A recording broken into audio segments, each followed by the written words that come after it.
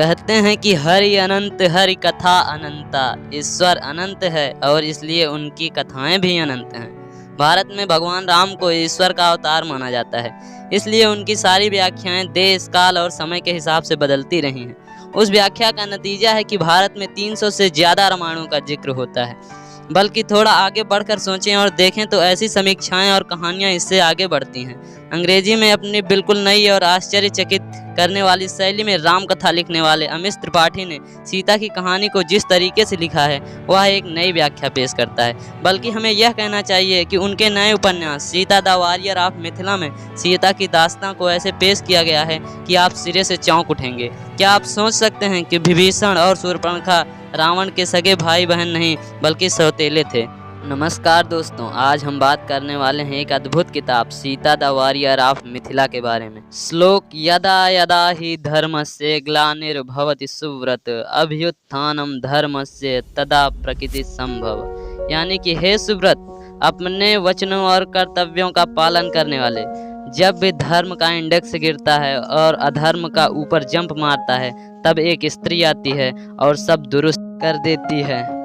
इसी श्लोक के साथ अमिश की नई किताब शुरू होती है।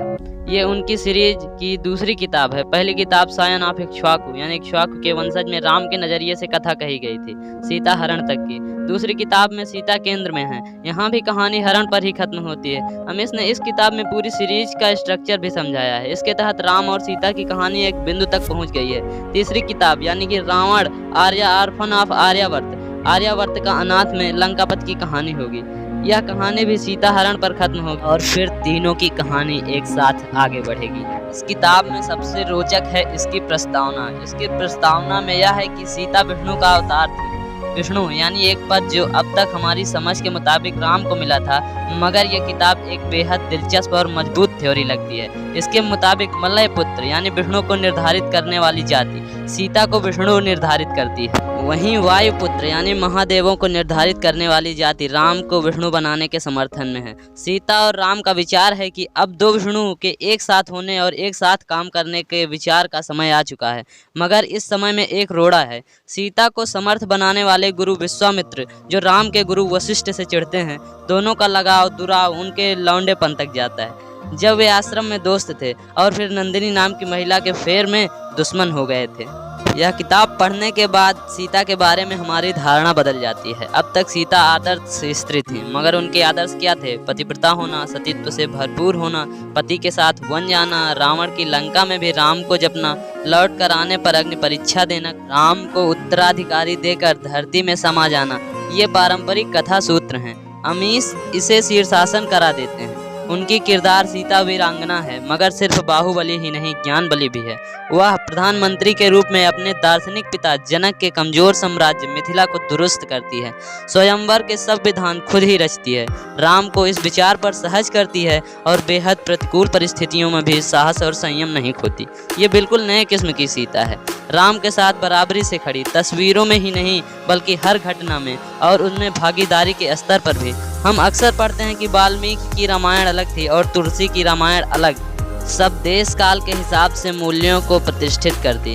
अमिश उस परंपरा को आगे बढ़ाते हैं। वो अधुनातन मूल्यों को रोचक और तार्किक ढंग से अपने कथा सूत्र में प्रतिष्ठित करते हैं। उनकी सीता फेमिनिस्ट है, मगर टेक्स्ट बुक वाली नहीं। वो रिवर्स सेक्सिज्म से सनी नहीं है और जब एक किरदार समीची ऐसा करती नजर आती है तो सीता उसे भी दुरुस्त कर देती है।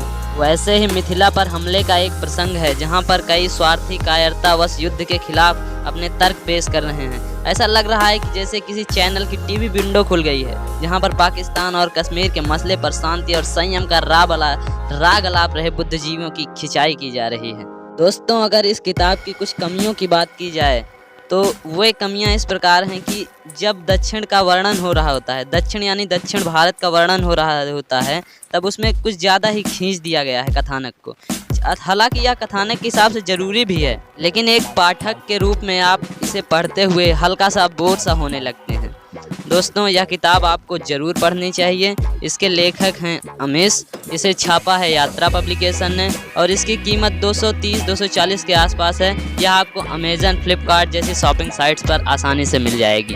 दोस्तों आपको यह वीडियो कैसा लगा अपने सुझाव कमेंट सेक्शन में ज़रूर बताएं और हाँ, चैनल को सब्सक्राइब करना ना भूलें, क्योंकि हम यहाँ निरंतर टीवी, वेब सीरीज, फिल्मों और किताबों से जुड़े रिव्यू लेकर आते रहते हैं। दोस्तों पूरा वीडियो देखने के लिए आपका तहे दिल से शुक्रिया।